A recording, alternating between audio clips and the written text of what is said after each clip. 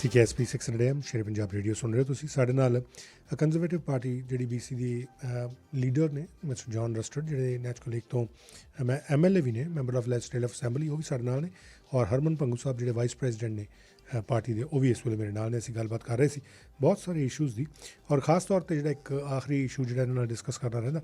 John, how do you see the law and order situation in British Columbia, specially when we don't have enough enforcement in different parts? So it's a huge problem. I mean, with the RCMP, the soft number is they're short about 1,500 officers, and we're not getting support out of depot. We're not getting enough officers come into the province. So it's hard for them to enforce, but there's also a challenge because we don't have enough prosecution time, we don't have enough court time, so people are being put back out on the streets. It is a real problem, and people aren't feeling safe, and that should not be the case. We should actually be trying to work to make our streets safe, and we should not be allowing these open drug scenes, these open crime scenes to be happening on our streets. How do you see this decriminalization of 2.5 gram opioid substances? You know, they're trying to solve the problem of addiction, and it is a huge problem, and it extends everywhere from somebody who's completely functional in society but with addiction to somebody who is hardened street and damaged and will never be able to function properly in society, and everything in between. Safe supply is a mistake. There is no such thing as safe supply. Even the products that are supposedly called safe lead to addiction and lead to using harder drugs. It is not good. It's not good in our society to be labeling it that way. We actually need to be taking an individual recovery program approach for everybody. We need to treat them as individuals and understand what's led to there and how we can have them on a path to recovery. Some of that could be forced treatment. Some of that may even be institution for some people. Some of that could be voluntary. Some of that could be doctors in terms of prescribed. But we have to get away from this idea that we should just be making drugs free to everybody on the street who would like it. And like I say, there's no such thing as safe supply. Once again, going back to the law and order situation, there was an all-party in legislature. There was an all-party, I think, committee, those who recommend that the province should have their own provincial police force. Do you have any update on that? I mean, where that thing is going, or is it just in the cold box somewhere? It's in a box somewhere. The current NDP are not interested. What I'm looking at is we have major problems with the police that we do have, particularly with the RCMP, but also with the municipal forces. You know, recruitment is a big problem, and if we can't solve that, then we need to start thinking about how can we move to something new. And I actually am proposing that we have a referendum in the province of British Columbia to look at having a provincial police force. It's a public we need referendum. to make sure we give people the information about our policing, make sure that they have the full stats, and then say, how would you like us to proceed? Because, you know, maybe a provincial police force gives us more control of our ability to be able to provide those services. Because right now we're so dependent upon Ottawa and the training that comes through, and they're not stepping up the plate to meet our needs. All right, gentlemen, that's all time we were having, and I really thanking you so much for your time, and wishing you all the very best for your future endeavors. You would like to say something while in closing? One last thing for me in closing, and I just want to thank you for having me on the show. You know, it's the 77th anniversary of independence of India. It was a great moment. So I want to just recognize that. Thank you so much. Thank you, Samir. मैं कहना चाहना है, Happy Independence Day to India, 77th. Come a long way, and we can go a long way further. Thank you so much. ਬਹੁਤ ਬਹੁਤ ਸ਼ੁਕਰੀਆ ਜੀ। Programme ਦੇ ਵਿੱਚ ਅੱਜ ਇੰਨਾ ਹੀ। ਅਗਲਾ ਪ੍ਰੋਗਰਾਮ ਲੈ ਕੇ ਸਰਦਾਰ ਹਰਜੀਤ ਸਿੰਘ ਗਿੱਲ ਸਾਹਿਬ ਤੁਹਾਡੇ ਨਾਲ ਸਾਂਝ ਪਾਉਣਗੇ। ਕੱਲ੍ਹ ਤੁਹਾਡੇ ਨਾਲ ਫੇਰ ਮੁਲਾਕਾਤ ਹੋਏਗੀ ਇਸੇ ਵੇਲੇ ਠੀਕ ਸਵੇਰੇ 7 ਵਜੇ ਇਸੇ ਪ੍ਰੋਗਰਾਮ ਦੇ ਵਿੱਚ, ਜਿਸ ਦਾ ਨਾਂ ਦਸਮੀਰ ਕੌਸ਼ਲ ਸ਼ੋਅ। ਤੱਕ ਲਈ ਤੁਹਾਡਾ ਤੇ ਮੇਰਾ ਰੱਬ ਰਾਖਾ। ਪ੍ਰੋਗਰਾਮਿੰਗ ਇਸੇ ਤਰੀਕੇ ਨਾਲ ਚੱਲਦੀ ਰਹੇਗੀ। ਸੁਣਦੇ ਰਹੋ CKSP 600 AM ਸ਼ੇਰ ਪੰਜਾਬ ਰੇਡੀਓ, ਸਮੀਰ ਕੌਸ਼ਲ ਦੇ ਨਾਲ। ਭਾਰਤ ਦੇ 77ਵੇਂ ਸੁਤੰਤਰਤਾ ਦਿਵਸ ਦੀਆਂ VFS ਗਲੋਬਲ ਵੱਲੋਂ lakh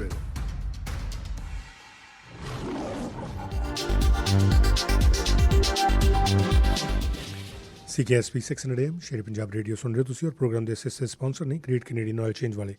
great Canadian oil change ਦਾ ਕਹਿਣਾ, ਤੁਸੀਂ ਆਪਣੇ ਵਹੀਕਲ ਦਾ ਆਇਲ ਚੇਂਜ ਕਰਾਉਣਾ, ਤੁਹਾਨੂੰ ਕਿਸੇ ਅਪਾਇੰਟਮੈਂਟ ਦੀ ਲੋੜ ਨਹੀਂ, ਬਸ ਤੁਸੀਂ ਡਰਾਈਵ ਕਰਕੇ ਆਓ। 15 ਮਿੰਟ ਦੇ ਵਿੱਚ ਤੁਹਾਡੇ ਵਹੀਕਲ ਦਾ ਪ੍ਰੋਫੈਸ਼ਨਲ ਸਰਵਿਸ ਦੇ ਤਰੀਕੇ ਦੇ ਨਾਲ ਤੁਹਾਡਾ ਆਇਲ ਚੇਂਜ ਕਰ ਦਿੱਤਾ ਜਾਂਦਾ। ਐਕਸਪਰਟ ਟੈਕਨੀਸ਼ੀਅਨਸ ਦੇ ਵੱਲੋਂ ਪ੍ਰੋਫੈਸ਼ਨਲ ਸਰਵਿਸ ਦਿੱਤੀ ਜਾਂਦੀ ਹੈ। ਹਰ ਇੱਕ ਆਇਲ ਚੇਂਜ ਪ੍ਰੋਸੀਜਰ ਦੇ ਵਿੱਚ ਹਾਈ ਕੁਆਲਿਟੀ ਦਾ ਵੈਲਵੋ ਲਾਈਨ ਮੋਟਰ ਆਇਲ ਯੂਜ਼ ਕੀਤਾ ਜਾਂਦਾ। ਸੋ ਕਿ ਟਰਸਟਡ ਅਤੇ ਐਕਸਪਰਟ ਕੇਅਰ ਇੱਕੋ ਹੀ ਨਾ, great Canadian oil change, north of 64th avenue on king George highway.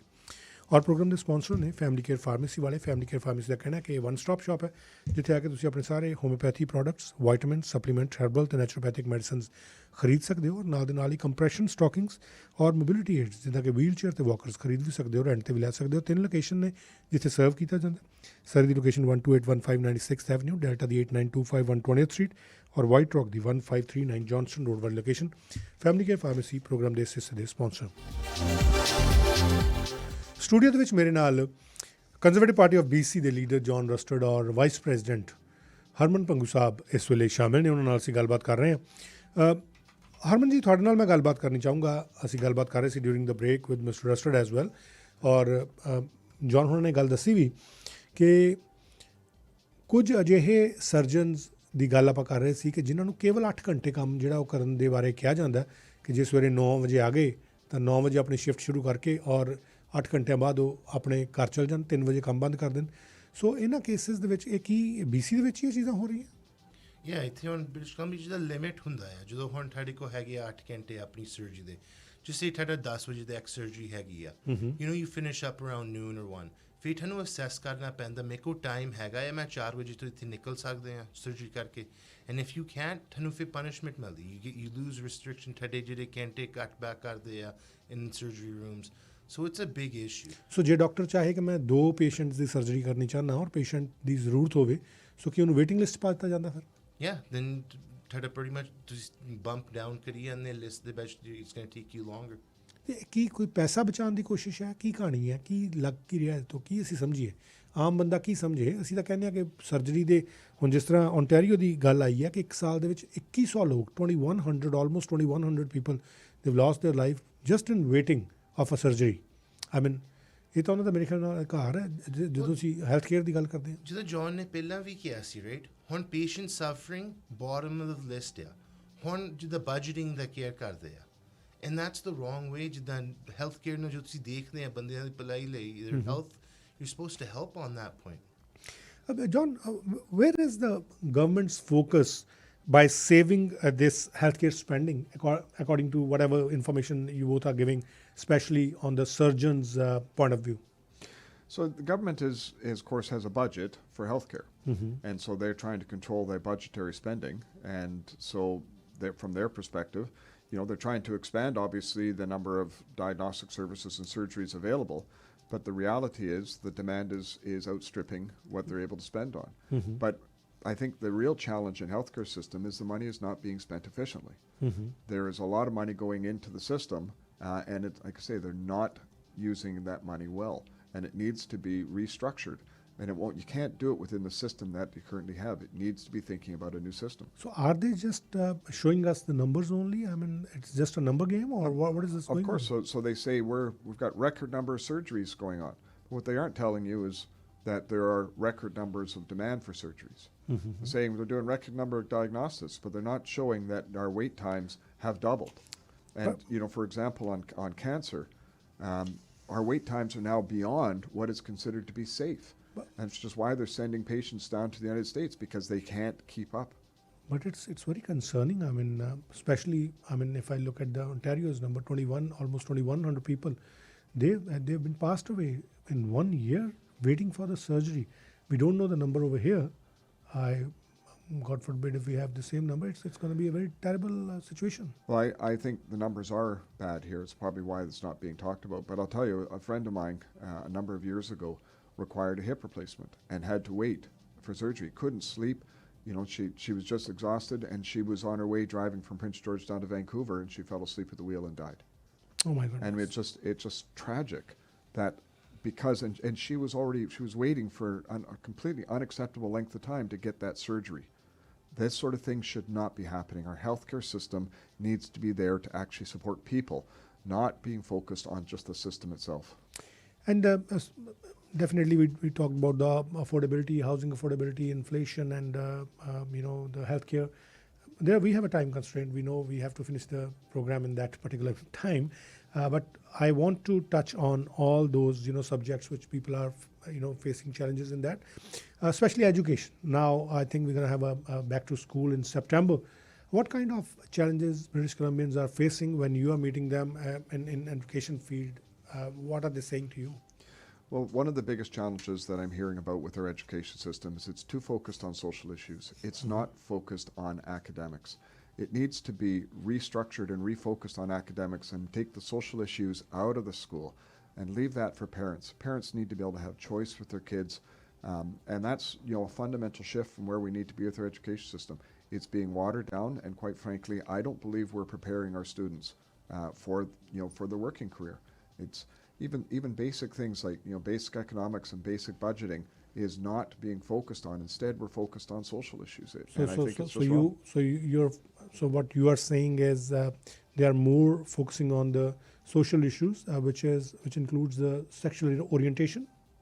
When I think about that, and I would agree, that's part of what they're looking at. But when I think about that, it's just wrong for a 9-year-old girl to not want to use a washroom because they don't feel safe, and so holding it and running home to go to the washroom. That's not right. That's not the way our education should be.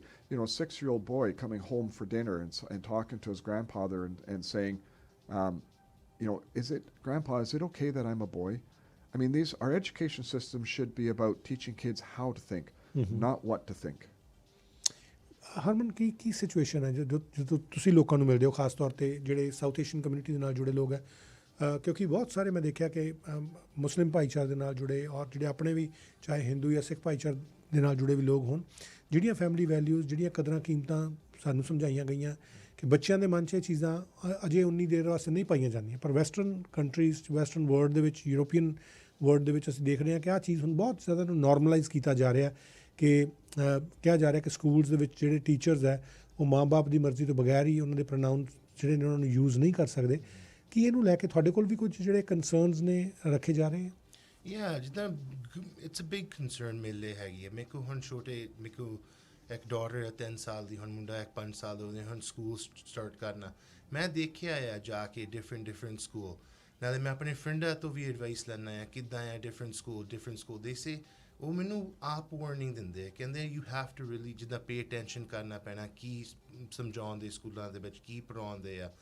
ਨਾਲੇ ਇੱਕ ਚੀਜ਼ ਜਿਹੜੀ it's really ਕੰਸਰਨਿੰਗ ਆ, ਜਦੋਂ ਨਿਆਣੇ ਜਿੱਦਾਂ ਉਹਨਾਂ ਦੀ ਜਿਹੜੀ ਯੂਥ, ਜਿਹੜੀ ਸਪਿਰਿਟ ਆ, they're not allowing them to be who they want. Like, ਜਦੋਂ ਤੁਸੀਂ ਸਕੂਲ ਦੇ ਵਿੱਚ ਇੱਦਾਂ ਦੀਆਂ ਚੀਜ਼ਾਂ ਟੀਚ ਕਰੀ ਜਾਣੀਆਂ ਯੰਗ ਮਾਈਂਡ 'ਤੇ ਇਫੈਕਟ ਹੁੰਦਾ ਆ, right? And that's a big concern for a lot of parents. ਜਦੋਂ ਘਰ ਆਉਂਦੇ ਆ ਨਿਆਣੇ ਇੱਦਾਂ ਦੀਆਂ ਚੀਜ਼ਾਂ ਬੋਲਦੇ ਆ, right? With different faiths and other things, it clashes. ਇਸ ਕਰਕੇ ਜਿਹੜੀ social issue, it's up to the parents. Best ਚੀਜ਼ ਹੈ ਜਿਹੜੇ ਨਿਆਣਿਆਂ ਨੂੰ ਸਕੂਲ ਦੇ ਪੜ੍ਹਾਉਣ ਦੇ, reading, writing, academic. There's other extracurricular sports, ਉੱਦਾਂ ਦੀਆਂ ਚੀਜ਼ਾਂ ਤੇ encourage ਕਰਨ. So these issues, is it just only the in schools it's just only the verbal teaching, or it's the printing material as well which is concerning? There is lots of concern about material that's in the school. People have shown me some pictures of what I would have considered, quite frankly, soft pornography that is being made available in schools. And I look at it and I think, why? What are we doing for our kids? Like, let's let kids be kids and make sure our education system is preparing those students for their future. And let's face it, we've got a lot of challenges in our society, and I think our kids need to have the best background that they can going into that society so that they can be successful, and quite frankly, our society can be successful. But on the other hand, we have a free society here when we are talking about the LGBTQ and their rights. So I think there is one section, those who are very vocal, and they are saying that the kids, we have a very safe place for the kids, those who have those either they are with the LGBTQ community, so they have their say as well. So no, there's absolutely no question. We should, like, any bullying in society should be banned. Like, we should not be able to allow bullying. So this isn't about saying to one group that they aren't welcome. This is about making sure that everybody's rights are protected and that we support everybody in their choices and what they're doing. But at the same time, like I say, we need to be able to focus education on what it really should be about, which is preparing kids for the future and making sure that they have those skill sets, and let families address the social issues. So do you think that rather than solving this issue, we are making this issue more complex? There's no question we are. Absolutely no question. And who is responsible? Who is responsible for that? This is government. It's government that's done this. This was originally brought in under the BC Liberal Party. It's been expanded under the NDP Party. It's government that set the stage, and it's creating divisions. It's creating friction in our society. That's not the way we should be as a society. Canada is How will is a you melting address pot. this? How will you address, in case if you become a premier of this province, how will you address this issue? The way you go about it is, like I say, you get the education system refocused on academics. And you make sure that there's counseling, that there's support, that there's zero tolerance for bullying in our schools, that there is an accepting and an inclusive society, but have our education system focus on and let kids be kids and make sure that our schools aren't about indoctrination, but they're about teaching kids how to think, not what to think.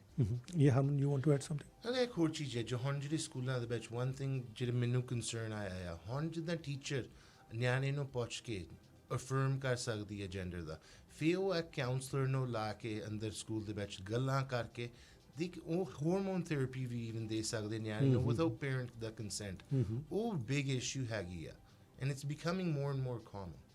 I think, if we go for all the parties, I think, and they have their own, reasoning on this matter, but I think there should be a solution on this because community, ਸਾਫ ਤੌਰ ਤੇ ਆਪਾਂ ਦੇਖ ਰਹੇ ਹਾਂ community divide ਹੋਈ ਹੈ.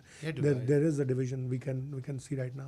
Absolutely, and that is not who we should be as Canadians. It's a sad part, yeah. Canadians is a melting pot of so many different cultures and so many different people coming in.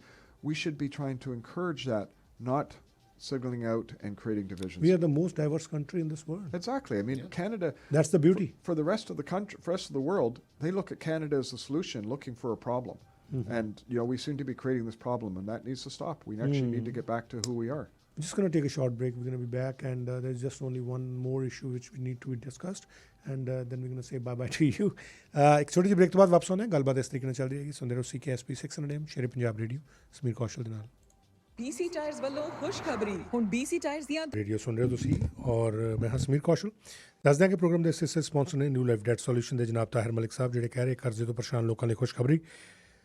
ਉਹ ਕਹਿ ਰਹੇ ਕਿ ਜੇਕਰ ਤੁਸੀਂ credit card revenue Canada ICBC student loan personal ਜਾਂ business ਕਰਜ਼ਿਆਂ ਤੋਂ ਪਰੇਸ਼ਾਨ ਹੋ ਤਾਂ ਨਿਊ ਲਾਈਫ ਡੈਟ ਸੋਲੂਸ਼ਨ ਦੇ ਤਾਹਿਰ ਮਲਿਕ ਤੁਹਾਡੀ ਮਦਦ ਕਰ ਸਕਦੇ ਨੇ.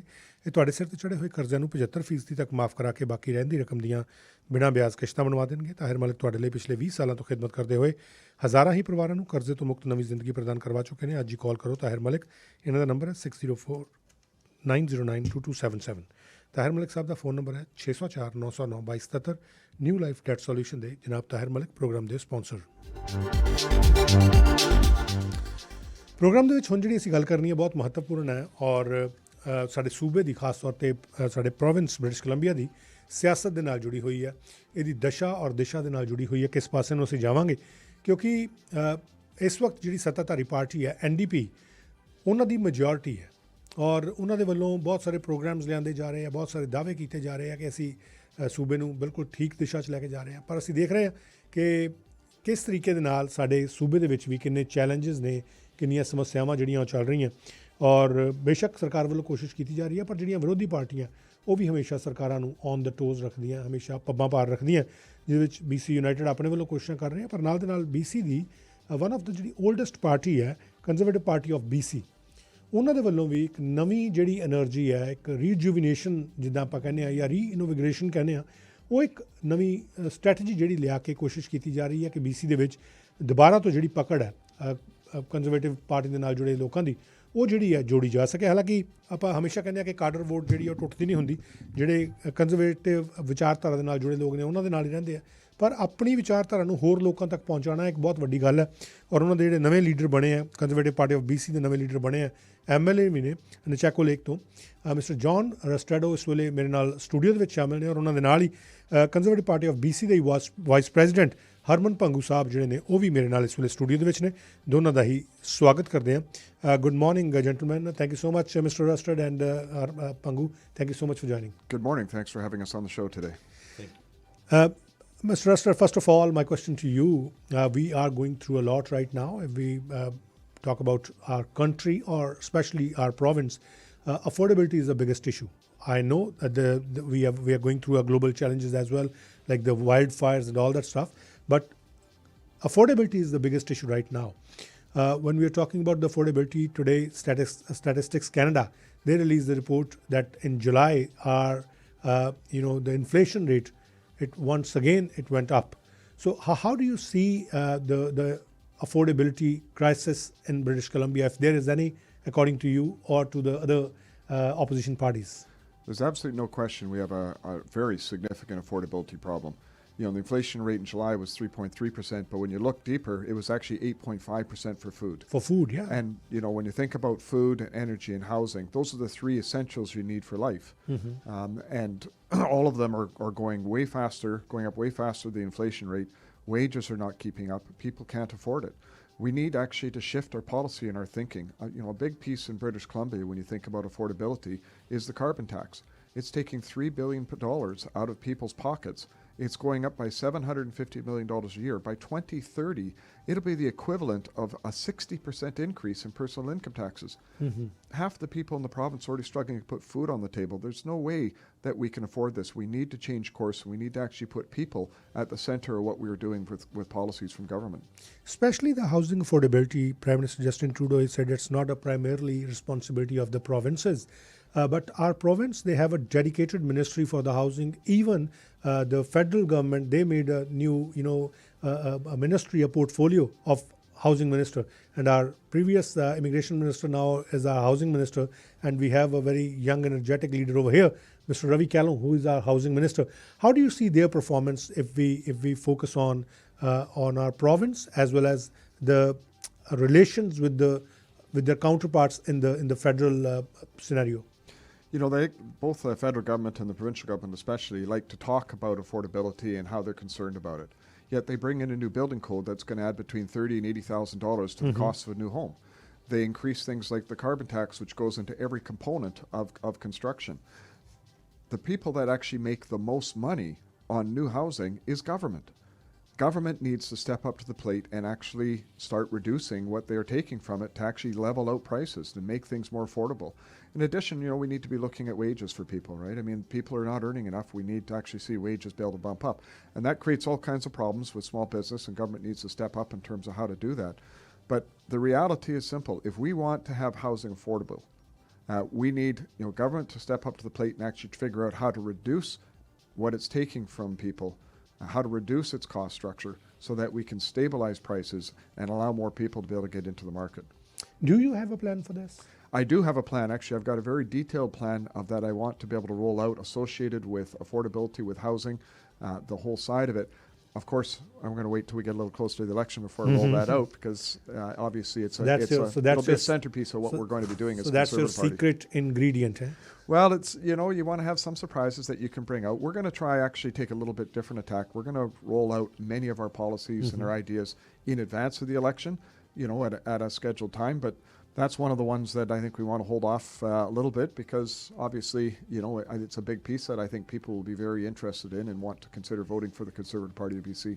No chef is going to give the secret recipe of their Well, stuff. at the end of the day, you still got to present a great meal for people. You have to cater, absolutely. And that's what we're going to do. Yeah, we're gonna wait for that. But on the other hand, we have certain other issues, especially the healthcare crisis. I was about to, give this information to my listeners regarding the surgery wait list deaths. This is Ontario's list. ਮੈਂ ਆਪਣੇ ਸਰੋਤਿਆਂ ਨੂੰ ਵੀ ਦੱਸ ਦਿਆਂ ਕਿ Ontario ਦੀ ਜਿਹੜੀ ਇੱਕ list ਸਾਹਮਣੇ ਆਈ ਹੈ, ਜਿਹਦੇ 'ਚੋਂ ਪਤਾ ਲੱਗਦਾ ਕਿ ਇੱਕ ਸਾਲ ਦੇ ਵਿੱਚ ਓਨਟਾਰੀਓ ਦੇ ਵਿੱਚ ਜਿਹੜੇ ਲੋਕ ਫਿਜ਼ੀਕਲ ਈਅਰ ਹੁੰਦਾ, ਵਿੱਤੀ ਵਰ੍ਹਾ ਜਿਹਨੂੰ ਕਹਿ ਦਿੰਦੇ ਆ, April 1, 2022 ਤੋਂ ਲੈ ਕੇ March 31, 2023 ਤੱਕ ਉੱਥੇ ਲੋਕ ਜਿਹੜੇ ਸਰਜਰੀ ਦੀ ਉਡੀਕ ਕਰ ਰਹੇ ਸੀ, ਸਰਜਰੀ ਦੀ ਵੇਟ ਕਰ ਰਹੇ ਸੀ, ਉਹਨਾਂ ਦੇ ਵਿੱਚ ਮਰਨ ਵਾਲਿਆਂ ਦੀ ਗਿਣਤੀ ਲਗਭਗ 2100 ਲੋਕਾਂ ਦੀ ਹੈ. ਸੋ there is a crisis. We know we are going through some different kind of crisis. Maybe we have a similar crisis, though we don't have the numbers to compare with the British Columbia, as one of the organization over there. They just bring these numbers through the information of through that information. But on the other hand, we have a crisis on when we're talking about the toxicity drug deaths. Maybe we have a similar numbers in waiting list, surgery waiting list deaths as well. How do you see this health crisis when all the doctors from the Surrey Memorial Hospital, they are saying the patients are not safe here. The Nanaimo Regional Hospital, they are saying the patients are not safe here. Certain other hospital doctors are saying the same thing. Do you think the government is listening, or are they doing just lip service?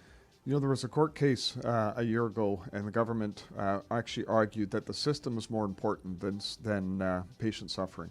Government's approach to healthcare is to do more of the same, and it's failing. Our healthcare system is in a crisis.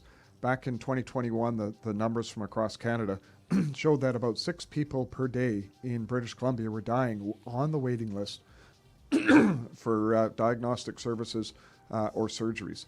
And yet this is not being talked about. And British Columbia will not release any numbers on this. They're either not tracking it or they've refused to release it. The crisis we have, we need to be able to show hope for our healthcare providers. We're seeing doctors leaving, we're seeing nurses leaving. We've got over 7,000 healthcare workers that have been let go. Either they've left or they were fired because of the vaccination status. We're sending patients across the border to places where a vaccine is not required. It makes no sense what we're doing. We need a complete rethink of our healthcare. We defend healthcare because we think we've got this great system. Yet when you compare us particularly to the European models of healthcare, we're at the bottom. Our wait lists are way too long. The number of beds we have per capita, the number of doctors we have per capita, we have a real challenge. The healthcare providers are doing the best they can, and when you get into the system, they're doing remarkable work. But they're overworked. We don't have enough nurses. They're doing double shifts. They're doing minimal staffing in hospitals. We've got doctors that are not getting surgery time. They could be much better utilized. We need to rethink healthcare in this province. We need to look at European models, which means we need to consider a blended healthcare model. And that means including both public and private services to be able to meet our needs and show the healthcare workers in particular, that there's light at the end of the tunnel, that they want to stay in British Columbia, that, the pressures they're seeing are going to be able to be relieved. But Health Minister, he said that he met so many doctors and he is, trying to solve all those issues. Our Premier is saying that he's having a full confidence in our Health Minister. How do you see his performance? Well, he's a great messenger. He can deliver lots of stats and information. But the reality is when you look at the ground, when you look at the emergency rooms that are on diversion, when you look at doctors and nurses having the unbelievable courage to stand up and say, we've got a crisis, we've got a problem. That is what we really need to be looking at, not whatever the health minister is spewing in terms of stats. Because on the ground, 1 in 5 people in British Columbia don't have doctors. Doctors are leaving this province. They're throwing lots of money at it, but that's the definition of insanity. Doing more of the same and expecting a different result. We can see the ground reality right now. I think all the voters, all the British Columbians, they know what is the ground zero reality. We can better, have an idea of whatever the government is doing right now to solve these cases. But my question is, what is opposition parties are doing in the legislature? You are also an MLA.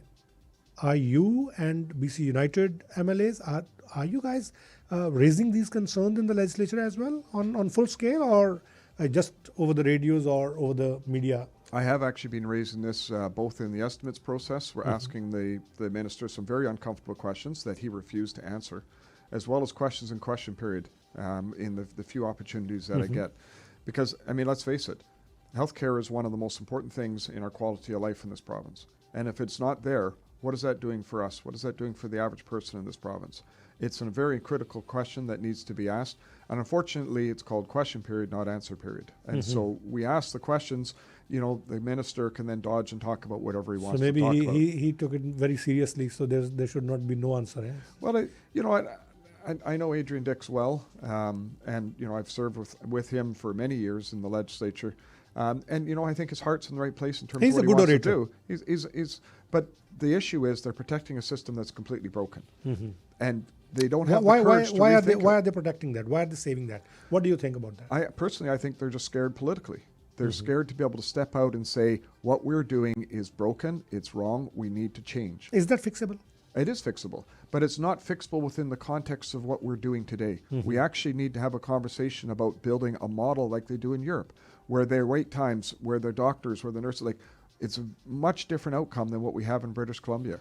And so we need to be looking at that. We need to have the courage to stand up and say, yeah, we need change. In a city where we have more than 600,000 people living, we don't have a second hospital. How can we fix other things? If we cannot provide a second hospital to our citizens. Well, there's no question I think we need a new hospital in Surrey, but more importantly, we actually need people to work in the hospital.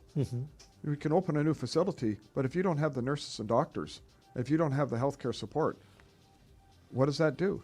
Like I've got a new hospital being built in my riding in Fort St. James, and it's a nice big hospital. It's good. It's well needed. It's replacing a hospital that was very old, and it's not going to open. When it opens, it'll be only partially open because we do not have the staffing level there. And so facility is only one component. It really is about the model for healthcare delivery and the ability to be able to attract the professionals we need to provide the services.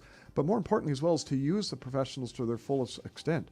I was talking with a doctor, a surgeon, just a few weeks ago, and he says over the course of a week, he's only allowed 8 hours of surgery time.